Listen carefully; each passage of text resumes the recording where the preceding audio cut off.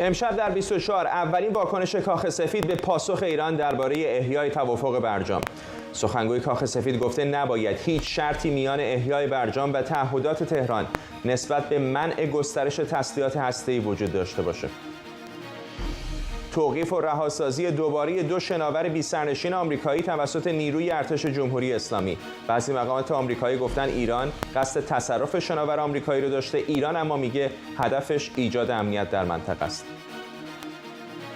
و شرکت گوگل شبکه اجتماعی ترامپ با نام تروت سوشال رو در گوگل پلی مسدود کرد. آیا شرکت اپل همین برنامه رو مسدود میکنه؟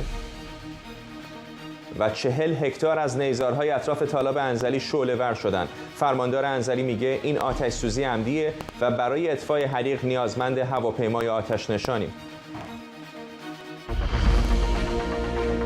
از واشنگتن دی سی این 24 است با فرداد فرحزاد. سلام به شما. همین دقایق پیش سخنگوی کاخ سفید گفت موضوع تحقیقات پادمانی در برنامه هسته ایران نباید به توافق هسته‌ای گره زده بشه. این اولین واکنش رسمی واشنگتن بعد از پاسخ دیشب ایرانه.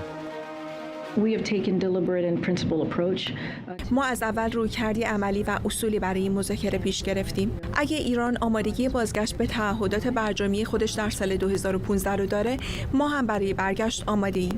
در مورد مسئله آژانس و موضوعات پادمانی، موضع ما کاملا مشخصه.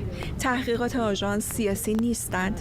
این تحقیقات اهرم و ابزاری برای چانه‌زنی نیستند. زمانی که آژانس بین‌المللی انرژی اتمی به شورای حکام گزارش بده موضوعات باقی مانده حل شدن، موضوع از دستور کار هیئت مذاکره کننده هم خارج میشه و نه قبل از اون.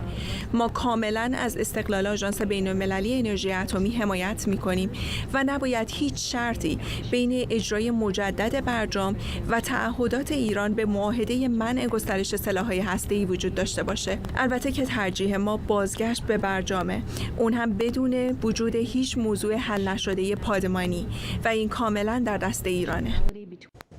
کرین ژان پیر بود سخنگوی کاخ سفید که همین دقایق پیش در مورد برجام صحبت می‌کرد. میخائیل اولینوف نماینده روسیه در مذاکرات هسته‌ای هم در واکنش به عدم استقبال آمریکا از پاسخ ایران به پیشنویس احیای برجام گفته پاسخ ایران به گفته او مناسبه. اولینوف در توییتر نوشته ایران پاسخش به آخرین پیشنهادات آمریکا به پیشنویس تصمیم احیای برجام رو ارائه کرده. به نظر میرسه پیشنهادات ایران بیش از حد بلندپروازانه نیستند و باز هم به گفته او میتوان به شرط وجود اراده سیاسی لازم برای تکمیل گفتگوهای وین اونها رو مورد توجه قرار داد. گفته میشه قرار روز 14 سپتامبر هم رابرت مالی در یک جلسه محرمانه درباره وضعیت مذاکرات هسته‌ای به کنگره آمریکا توضیحاتی رو ارائه کنه.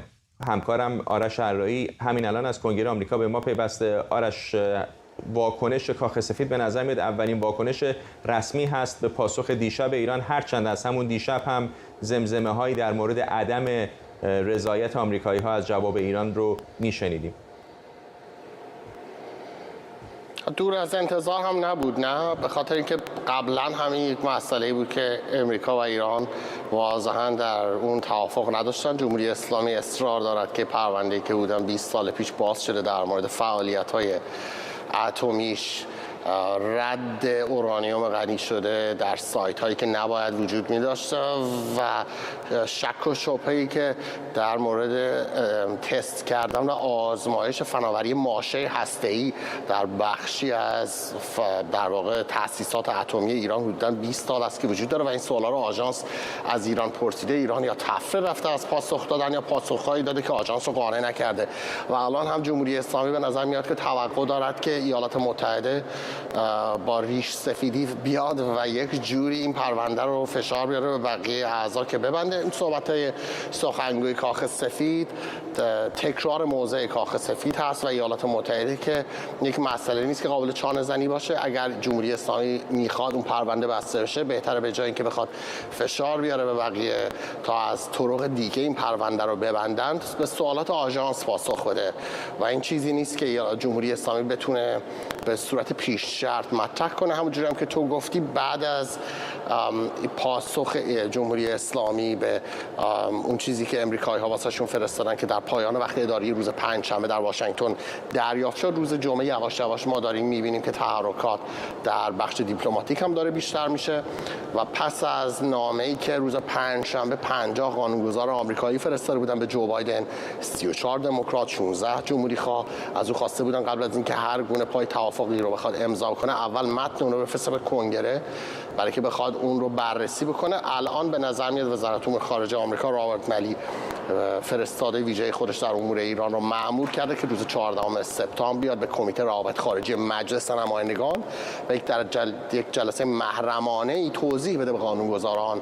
که در متن اون توافق احتمالی چه وجود خواهد داشت. این نکته که میگی نکته مهمی است، بنابراین روشن استش که دست کم در 12 روز آینده که آقای مالی بیاد همون ساختمانی که تو هستی کنگره آمریکا شروع بکنه جواب دادن به قانونگذاران آمریکایی، احتمالاً تحول خاصی در زمینه برجام صورت نمیگیره. گمان میکنم همه اینها احتمالاً موکول میشه به بعد از نشست مجمع عمومی سازمان ملل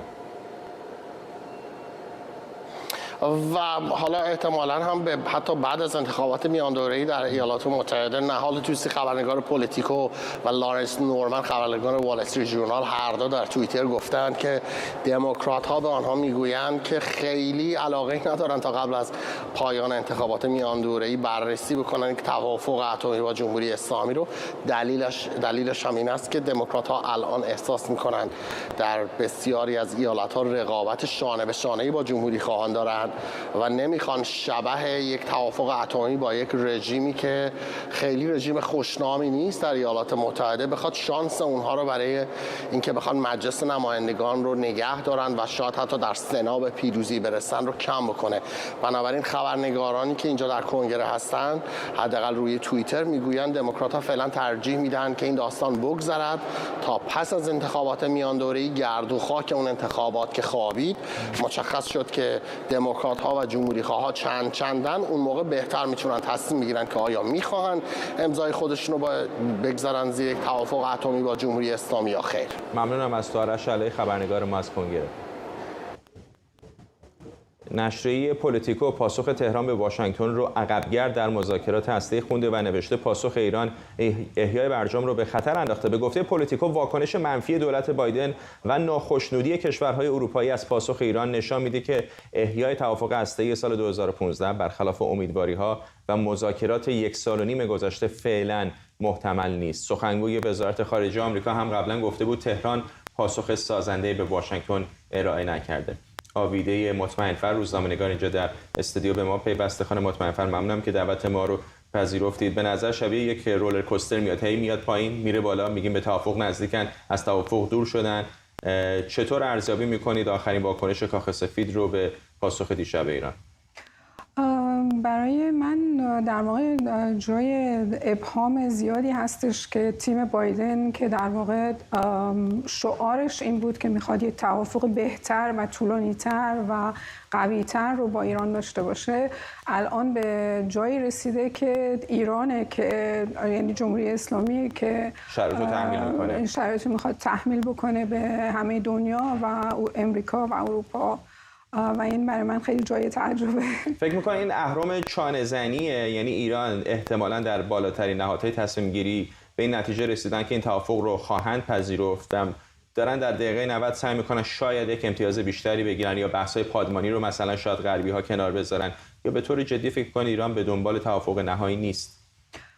من فکر میکنم که ایران یعنی جمهوری اسلامی در واقع به دنبال توافق رسمی و نهایی نیستش، برای اینکه اگر این توافق صورت نگیره دست ایران رو در فعالیت‌های تروریستیش باز میذاره، ولی از نظر دیگه اینا بالاخره به دنبال به طوری میخوان به پول و اقتصاد دنیا دست داشته باشن و دستیابی پیدا کنن که بتونن با فروش نفت پول بیشتری داشته باشن که بتونن فعالیت‌های اتمی رو پیش ببرن و فعالیت‌های تروریستی رو در منطقه پیش ببرن.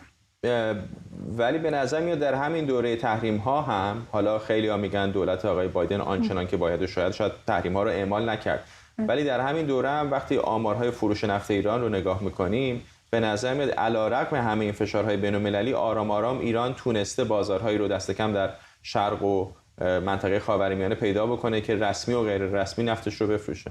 بله این درسته که روسیه و چین به جمهوری اسلامی بسیار کمک میکنه در این راه، در دور زدن تحریم های بین المللی در مورد ایران و این جای نگرانی هست، همیشه بوده و هنوز هم هست و نگرانی ما در کانادا هم به این مسئله هستش که همیشه از دولت کانادا تقاضا کردیم که سپاه پاسداران رو در لیست تروریستی قرار بده و در کلیتش، چون الان فقط لیست سپاه قدس در لیست تروریستی کانادا هستش و سازمان‌های نهادهای وابسته به سپاه پاسداران میتونن با سازمان‌های دیگر روابط اقتصادی داشته باشن و در واقع این پول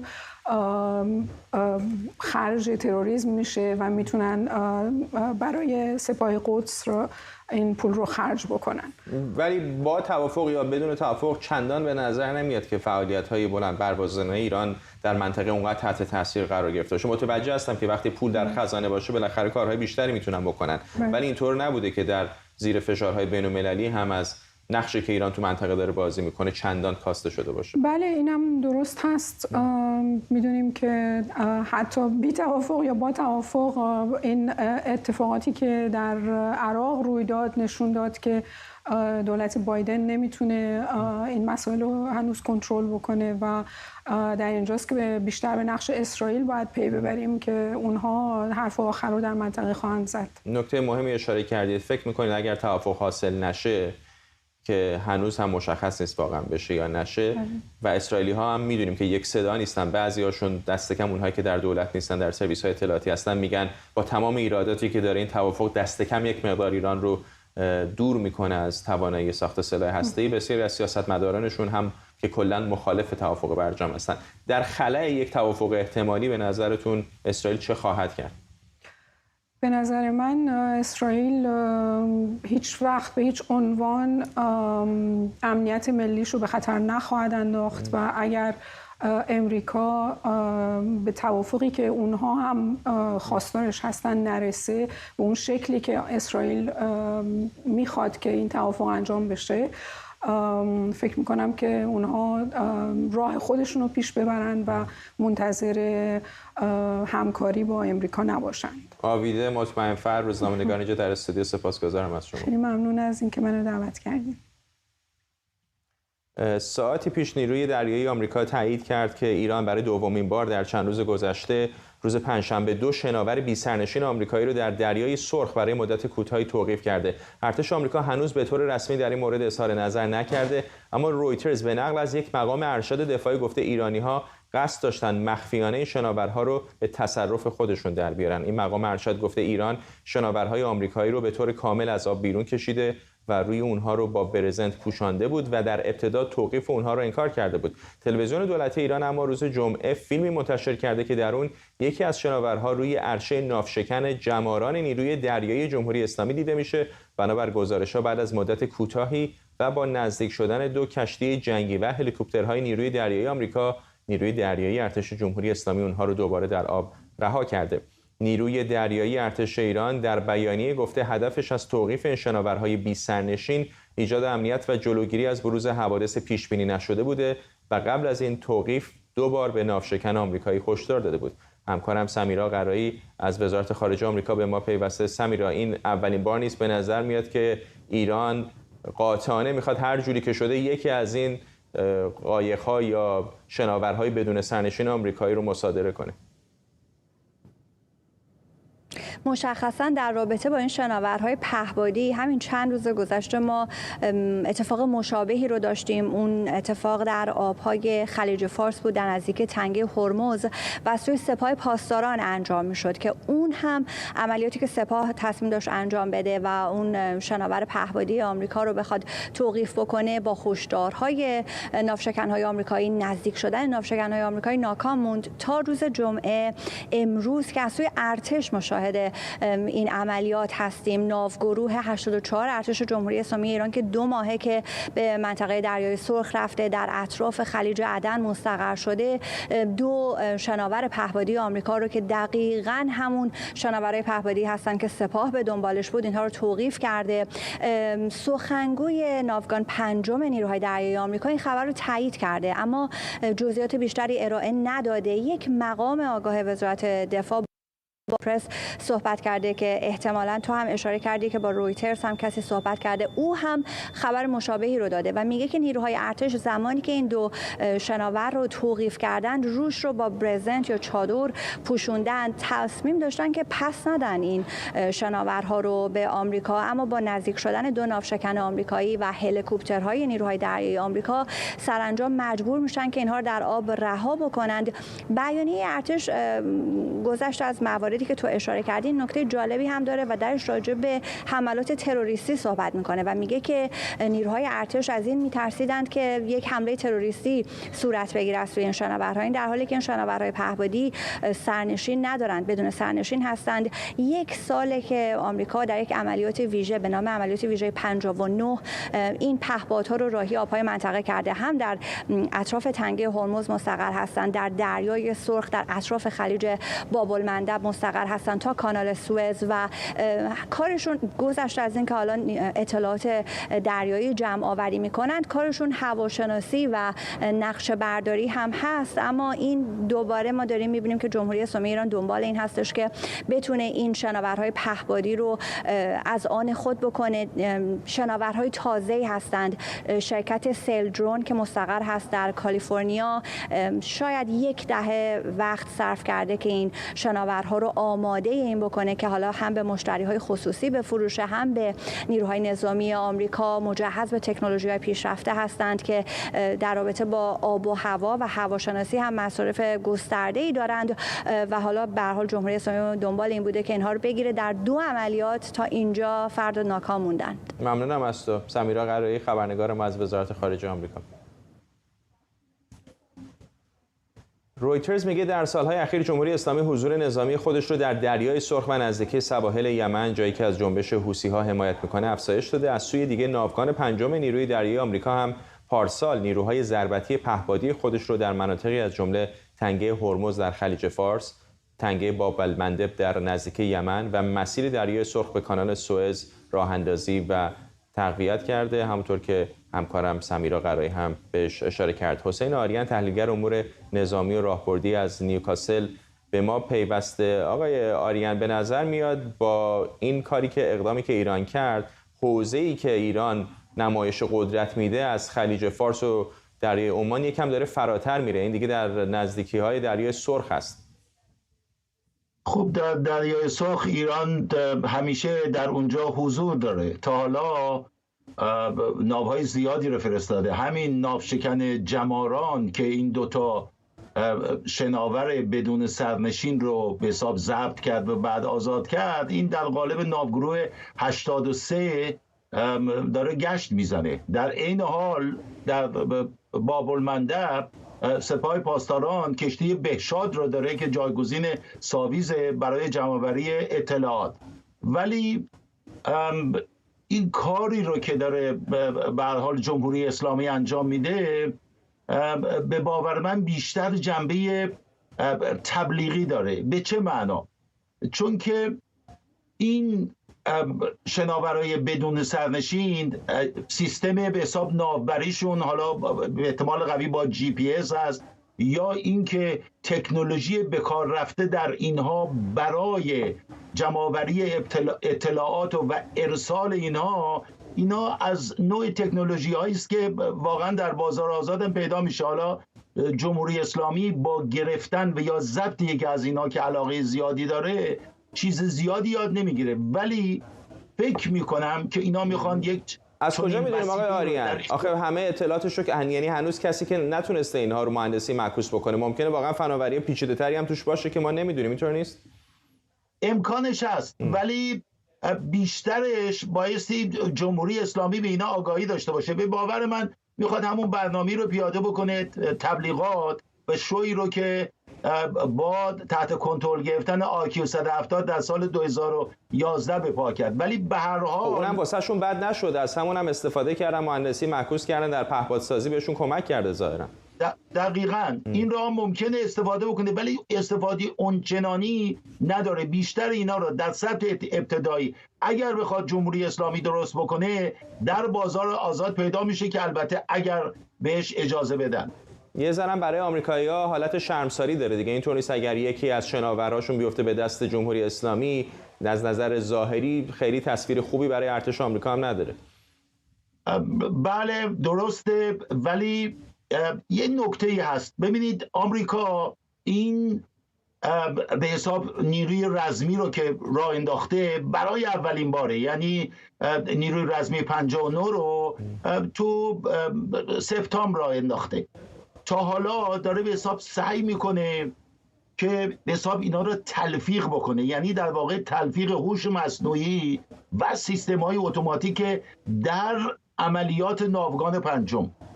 بیشتر این شناورهای بدون سرنشین آزمایش‌های مختلفی رو پس دادن، خیلی موفق بوده، ولی این امکان هست، یعنی میشه حدس زد که یه مقدار مشکلات اولیه و کوتاه مدت teething problems ممکنه وجود داشته باشه که جمهوری اسلامی به راحتی اینا رو میتونه ضبط بکنه و رها بکنه. ولی اگر چنین مشکلاتی وجود داشته باشه هیچ موقع نیروی دریایی آمریکا این رو عیان نمیکنه. ممنونم از شما. حسین آریگن، تحلیلگر امور نظامی و راهبردی از نیوکاسل. شرکت گوگل اپلیکیشن شبکه اجتماعی دونالد ترامپ با نام تروت سوشال رو در گوگل پلی یا فروشگاه گوگل از دسترس خارج کرده. بر اساس گزارشی که وبسایت آکسیوس منتشر کرده، گوگل میگه پست‌های زیادی رو پیدا کرده که خطی مشی تولید محتوای گوگل پلی در اندروید رو نقض میکنه، در حالی که بعضی از این پست‌ها مسدود شده همچنان در نسخه iOS شرکت اپل در دسترسه. گوگل گفته با چندین پیام در این رسانه مواجه شده که حاوی تهدیدهای فیزیکی و تشویق به خشونت بوده. از جمله گفته شده که گروه راستگرای افراطی موسوم به کیوانان فعالیت گسترده‌ای در این شبکه دارند. نولان هایدن، استاد دانشگاه و کارشناس امور رسانه‌ای از کالیفرنیا، با ما. آقای هایدن، گمان نمی‌کنید که تصمیم گوگل سیاسی است بیشتر تا حقوقی و فنی؟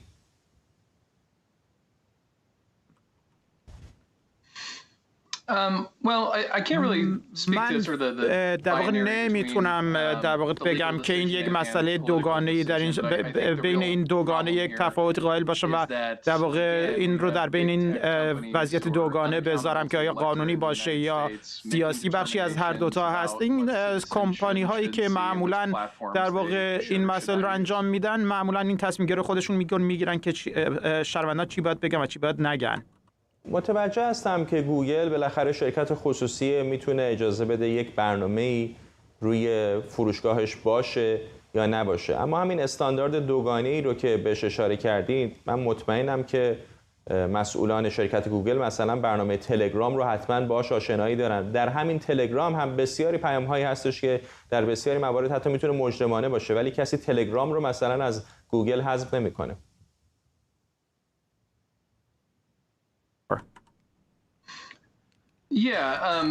بله، در نهایت ایالات متحده بخواد که این در واقع محتویات رو از اونجا ورداره، باید بر اساس یک در واقع قوانین مشخصی باشه که از انتخابات بیرون اومده باشه، نه بر اساس اولیگارشایی که در واقع کنترل رو دارن روی این وضعیت ها. میدونین که در جامعه امریکا ما در واقع یک وضعیت دوگانه‌ای داریم، یک وضعیت پولاریزشی داریم، جامعه بسیار قطبی شده و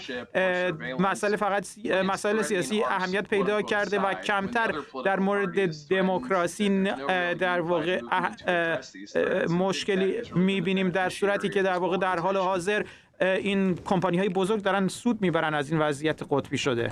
به طور کلی به نظرتون این تصمیم بعضی از شبکه‌های اجتماعی برای نظارت بر محتوایی که روی این شبکه‌ها منتشر میشه در نهایت مثبت است یا منفی؟ چون به عنوان مثال بهتون بگم همین توییتر انتقادات زیادی هست و خیلی ها میگن چطور هست که مثلا کسی مثل دونالد ترامپ در توییتر اجازه نداره حضور داشته باشه، اما خامنه‌ای رهبر جمهوری اسلامی ایران یا بسیاری از رهبران طالبان در افغانستان آزادانه در توییتر فعالیت دارند. این مسئله در واقع مشکلی که ما همیشه با آن مواجه خواهیم شد. این شرکت‌های بزرگ تکنولوژی قول‌هایی میدن که هیچ وقت نمیتونن اونها رو اجرا بکنن. میدونیم که در واقع اینها در مورد نفرت پراکنی و ترس بر روی این پلتفرم هاشون صحبت میکنن و میخوان که این رو حذف بکنن، اما در بسیار از مواقع توانایی این رو ندارن که این کار رو بکنن. به عنوان مثال یک مسئله در واقع دونالد ترامپ این کار رو میکنن و این مسئله یک مسئله در واقع سیاست عمومی هست، نه مسئله این که در واقع ما بیایم و این رو تبدیل به اتیوپیا بکنیم. گمان نمی‌کنید در طولانی مدت این به ضرر خود همین شرکت‌ها میشه؟ چون یه موقع هستش که دولت یک ضوابطی رو وضع میکنه، انحصار استفاده از قدرت رو داره و کاربران مجبورن پیروی کنن، اما وقتی شرکت‌های خصوصی چنین کاری رو میکنن این فرصت رو به رقبا میدن که پلتفرم‌های دیگری بسازن که چنین محدودیت‌هایی ندارن.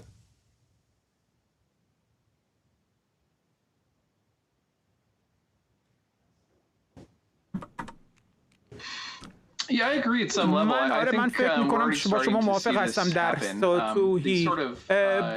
باید ببینیم که در واقع این چطوری ادامه میده. ما موقعی که نگاه میکنیم که با یک تصویری از تصویر اوتوپیایی با وضعیت سوشال میدیا روبرو هست میشیم، متوجه میشیم که بعد از دهه‌ها این نگاه ما اشتباه کردیم و الان با وضعیتی روبرو شدیم که شبکه‌های مختلف اجتماعی دارن در واقع این برنامه‌های سیاسی رو بر علیه هم دیگه ادامه میدن و بر علیه هم اجرا میکنن و این در نهایت به ضرر اونها تموم میشه و مشکلاتی رو که در صنعت وجود داره بیشتر به جلو پیش میبره و مشکلات رو بیشتر میکنه.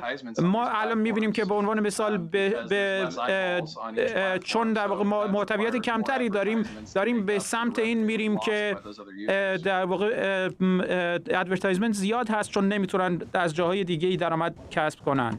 ممنونم از شما نولان هایدن، استاد دانشگاه و کارشناس امور رسانه از کالیفرنیا با ما. سومین روز از 79مین جشنواره ونیز در حالی برگزار میشه که سینمای ایران در جشنواره امسال حضور برجسته‌ای داره. فیلم شب داخلی دیوار به کارگردانی وحید جلیلوند و خرس نیست از جعفر پناهی در بخش اصلی و فیلم‌های جنگ جهانی سوم به کارگردانی هومن سیدی و بیرویا از آریان وزیری دفتری در بخش افق‌ها شرکت کردند. همزمان مستند تنها ساخته جعفر نجفی در بخش روزهای ونیز به نمایش در اومده. امسال یک فیلم از کشور آذربایجان هم در جشنواره ونیز حضور داره که تهیه کنندش کتایون شهابیه. البته جعفر پناهی کارگردان فیلم خرس نیست همچنان در زندان و فشار بر سینماگرها هم کم نشده. روز جمعه هم کارگردان دیگری به نام علی احمدزاده از سوی نهادهای امنیتی بازداشت و به مکان نامعلومی منتقل شده. همکارم آرام بلندپز از محل برگزاری این جشنواره با ماست. آرام، در این چند روز چه گذشته و چه اتفاقاتی در روزهای آینده قراره که شاهدش باشیم؟ فردا تازه ترین خبری که شنیدم و تکرار میکنم شنیدم، خودم با چشمای خودم ندیدم، اما یکی از سینماگران حاضر در این جشنواره که نزدیک به خانم حاتمی هستن گفتن که خانم لیلا حاتمی امروز چشمشون رو به خاطر اینکه پشه گزیده متورم شده و مجبور شده که در نهایت به بیمارستان بره تا اونجا مورد درمان قرار بگیره. و همونجور که امروز صبح توی اکران دیگر دوستان اکران فیلم آتنا حضور داشتن، اکرانی که برای رسانه ها بود، جولین مور رئیس هیئت داوران به همراه چند تن دیگه اونجا حاضر بودن ولی اثری از خانم حاتمی نبود. حالا در هر صورت اینجا من خودم هم طعم این پشه های بیرحم رو که بس ناجوان مردانه بیرحم هستن رو چشیدم. امیدوارم که این خبر صحیح نباشه و اگر هم باشه ایشون زودتر حالشون خوب بشه. اما اتفاقهایی که در چند روز گذشته افتاده مهمترین هاش همون اکران فیلم بانو بود که دیروز انجام شد. کتایون شهابی به همراه تهمینا رافائلا حاضر شدن و البته خب بعد از اون یک جلسه پرسش و پاسخ بود. امروز مستند تنها رو دیدیم. تنها مال یک کارگردان فوق‌العاده درخشان هستش. در سالهای گذشته فیلم‌هایی که ساخته جعفر نجفی تونسته مورد توجه بسیاری از فستیوال‌های معتبر، مخصوصاً معتبرترین فستیوال ایتفا قرار بگیره.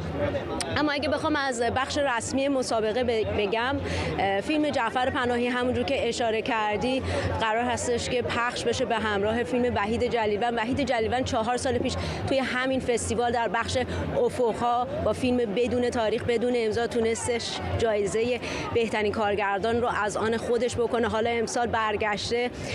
البته خب این فیلم پروانه نمایش هنوز در ایران نداره و خب یک سری مسائل و حاشیه دور و برش هست از اینکه خب کسانی که عوامل فیلم هستن، مخصوصا بازیگرها، ممکنه باز دوباره همونجور که اشاره کردی به بن‌بست‌های جمهوری اسلامی برسن و با خطر بیکاری و محرومیت از کار روبرو بشن.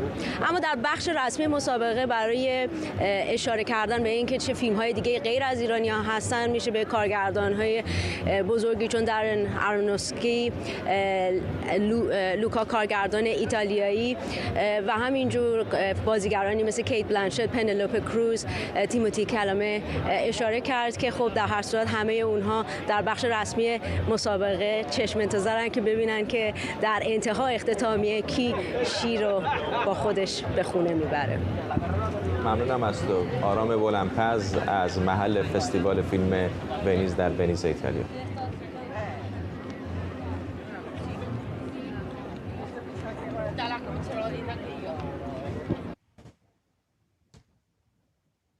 طالاب انزلی در محدوده منطقه چراغ‌پشتان از صبح روز جمعه دچار آتش‌سوزی گسترده شده. فرماندار انزلی گفته دامنه حریق به دلیل وزش باد و دسترسی سخت به اطراف محل از 2 هکتار به 40 هکتار و یا شاید حتی بیشتر رسیده. فرماندار انزلی همچنین تایید کرده که این آتش‌سوزی مثل آتش‌سوزی‌های سال قبل عمدی بوده و برای استفاده از بستر طالاب به عنوان زمین کشاورزی و یا تصرف زمین‌های اونجا به دست افراد به گفته او سودجو اتفاق افتاده. پارسال هم در طالاب انزلی چند آتش‌سوزی مهلک اتفاق افتاد. نیزارهای اطراف طالب‌آباد، لیجارکی، چراغ‌پشتان و شانگاهی پرده تومه این آتش‌سوزی‌های گسترده شدند و اکوسیستم طالاب در خطر نابودی قرار گرفته. طالاب انزلی از سال 1354 در فهرست طالاب‌های بین‌المللی کنوانسیون رامسر به ثبت رسیده. این طالاب با یک اکوسیستم کم نظیر، پناهگاه پرندگان بومی و مهاجره.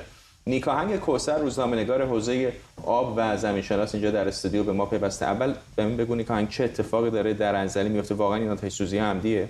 به نظر میرسه عمدی باشه، به این دلیل که خیلی‌ها در اونجا دنبال این هستن که تغییر کاربری داده بشه به زمین‌های حاشیه، یعنی در حقیقت بخش‌هایی از نیزارها که کم آب شدن از بین برن و این نیزارها رو یواش یواش تصرف بکنن. دارن به حریم اون محدوده طالاب تجاوز میکنن و متاسفانه نمیشه این رو همش تقصیر دولت انداخت. دولت آخه مگه اون نظارت نمیکنه. مالکیت خصوصی داره، یعنی مالک خصوصی داره که اگر مثلا آتش سوزی صورت بگیره تبدیل به زمین بایر بشه بتونن اونو بگیرن؟ قاعدتا نه. ما در کشوری زندگی میکنیم که خیلی ها میان اول یک طالاب رو از بین میبرن، تصرفش میکنن، بعد یک جریمه رو هم میپردازن و بعد به محیط زیست هم آسیب میرسونن و طلبکارم هستن. و متاسفانه این در میانکاله هم تا حدی می‌خواستن اتفاق بیفته، در جای دیگر اتفاق افتاده که باید نگران بود. فقط همین مشکل آتش سوزی نیست که اولین بار هم نیست. طالب انزلی به نظر میاد که فشارهای محیط زیستی زیادی رو داره تحمل میکنه. ببینید یک نفر حرف قشنگی میزنه، گفت جمهوری اسلامی کشوری هست که درش آب رو آتیش میزنن. حالا طالاب به واسطه اینکه شما اونجا نیزارها رو دارید، علوف مختلف رو دارید، اتفاقی که افتاده در طول این چند دهه، یکی گونه‌های مهاجم اومدن در محدوده طالاب و از بین بردن خیلی از جانداران رو. یعنی آزولا و یا سنبل آبی خیلی اثرات منفی داشتن در گذر زمان. اینا مال اون منطقه نبودن، به طور بومی اضافه شدن. و بعد وقتی که در گذر زمان نمیدن لایروبی بکنن، عمق طالاب کم شده، کیفیت آب طالاب از کمتر شده در گذر زمان، خیلی از ماهیات و آبزیان دارن از بین میرن و حالا در سالی که بارندگی کم هست و آب کمتری رسیده به اونجا، به نظر میاد برخی میخوان سوء استفاده بکنن و با شرایطی که به وجود اومده وقتی آتش بزنن و آبی در حقیقت اونجا نباشه که بشه نجاتش داد، بعد مانع رشد نیها بشن در گذر زمان، میان یواش یواش این زمین‌ها رو میدوزن و ما زمین‌خواری، تالاب‌خواری رو داریم می‌بینیم اتفاق افتاده و میتونه آثار خیلی بدی برای محیط زیست منطقه بر جای بگذاره. تنوع زیستی رو آسیب میزنه، بسیار از گونه‌های جانوری از بین میرن و هر چقدر که انسان‌ها مثلا از محدوده پیربازار بیان نفوذ بکنن به اون محدوده، تالاب رو به مرگ خودش نزدیک میکنه و اینکه تالاب انزلی که زمان جزو تالاب‌های در حقیقت مال کنوانسیون بین‌المللی رامسر بود، الان جزو تالاب‌های در خطر قرار گرفته، به قول معروف در لیست مونترو. و به این وضعیت که داره پیش میره ما باید به مرحوم تالاب یواش یواش نزدیک میشیم، از مرداب بودن اینا میگذره و به مرگش داریم نزدیک میشیم. ایران آب‌هایی که به آب‌های آزاد وصل نیستن کم نداره، حالا در مواردی مثل دریاچه ارومیه و همین تالاب انزلی. به نظر میاد که اینها اگر اشتباه میکنم من اصلاح بکنم، در مقایسه با آب‌های آزاد که به دریاهای آزاد وصل هستند بیشتر در معرض خطر نابودی و خشکسالی قرار دارن. البته میگم تالاب انزلی به خاطر اینکه کنار دریای مازندران هست، یک جایش هم ممکن لبشور باشه، شرط متفاوتی داره. اما در ایران اتفاقی که افتاده شما میبینید که به دلیل برداشت از آبهای زیرزمینی، تعادل آبهای زیرزمینی با تالاب‌ها به هم خورده، دریاچه پریشان از بین رفته تا حد زیادی، دریاچه ارومیه داره به مرگ خودش نزدیک میشه، تالاب کمجان واقعا داره بیجان میشه، بختگان معلوم نیست چه وضعیتی و بخش عمدهش به خاطر استفاده‌های بشری از آب هست. یعنی در حقیقت ما خشکسالی انسان ساختی که در ایران داریم اومده نابود کرده بخش‌های مختلف ایران رو و الان به خاطر کشاورزی، به خاطر سود کوتاه مدت دارن یکی یکی اینها رو نابود میکنن و متاسفانه دولت هم به این دلیل که نظارت نمیکنه قشنگ داره اجازه میده که این نابودی با سرعتی بیشتر پیش بره. در این مورد خاصی که اتفاق افتاد واقعا دولت یا مقامات محلی چه کار میتونستن بکنن؟ نظارت. ببینید اولا باید کمک میکردن که در گذر زمان تالاب لایروبی بشه و اینقدر کم عمق نباشه، بتونن این رو درست مدیریت بکنن و نکردن. تالاب یک حریم داره، اون حریم رو ازش درست محافظت نکردن و اجازه دادن خیلیا بیان وارد این محدوده بشن و در این حال اگر مقام‌های محلی سودی نبرن از این ماجرا طبیعتاً میان مقابله میکنن. به نظر میاد فسادی که در اونجا هم هست کمک کرده به نابودی اینجا. در میانکاله دیدیم، در اینجا این احتمال وجود داره که دلیل فساد ما شاهد این مسئله باشیم.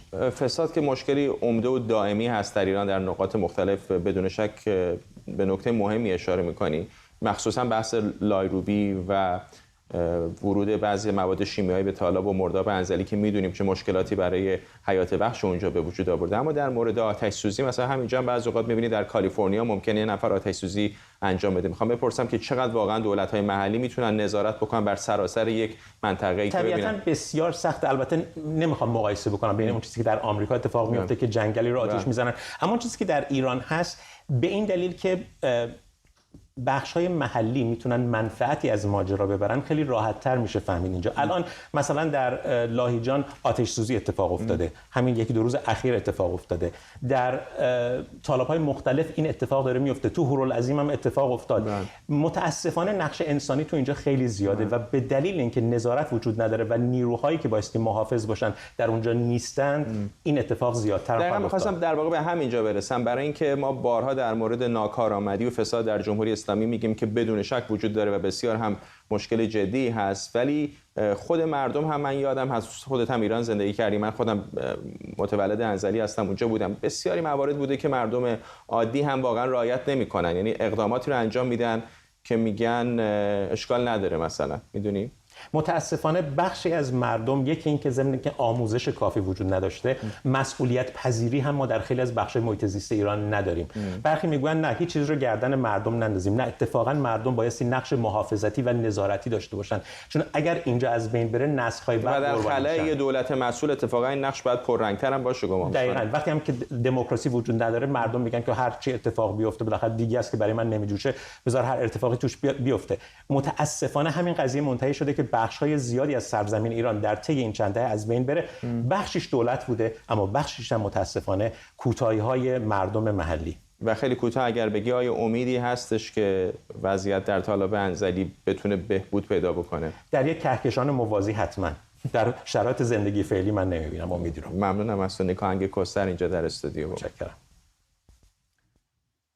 خب بیننده 24 هستید با من فرداد فراسد. اجازه بدید بریم به فلوریدا. تصاویری زنده داریم از موشک آرتمیس 1 ناسا که حتما در جریان هستید. قرار بود همین هفته پیشتر به سمت ماه پرتاب بشه که به خاطر یک مشکل فنی در موتور اون پرتاب این موشک تاریخی به سمت کره ماه با تعویق روبرو شد، گمان میره که احتمالاً موشک آرتمیس 1 فردا از فلوریدا عازم کره ماه بشه اگر مشکل جوی یا فنی دیگری متوجه این موشک نشه. میدونید که انتظارهای زیادی هست بعد از نزدیک به نیم قرن برای بازگشت بشر به کره ماه. از زمانی که نیل آرمسترانگ و باز آلدرین و همراهان دیگرشون به کره ماه رفتن نزدیک به نیم قرن میگذره که بشر نتونسته دوباره به نزدیکترین کره به کره زمین پا بذاره.